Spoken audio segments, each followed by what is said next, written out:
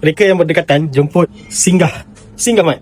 Kita dah masuk dah produk-produk pastry kita. Ada butter croissant, chocolate roll, mushroom cheese, galbi chicken, smoked chicken, tuna cheese, black pepper, stick cheese, ada caramel, ada sagu gula melaka, ada double chocolate muffin, ada German chocolate cup, ada chicken mushroom, ada Big Mac, beef lasagna, dan macam-macam lagi lah sebenarnya kan. Jadi kopi pun boleh masuk, minum-minum insyaAllah boleh masuk.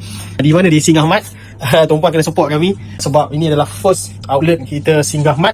Sebelum kita mula keluar daripada sini dan kita mula dengan test produk-produk, susun balik kita punya supply kita, susun balik kita punya vendor-vendor kita, dan yang tuan-puan yang berdekatan dengan Section 13 jemputlah Singgah. Sebab hari ni team kami buat promotion 10% discount untuk hari ni sajalah kan, sempena masuknya produk-produk pastry di Singgah Mart. Jangan lupa datang ke Singgah Mart ya tuan-puan.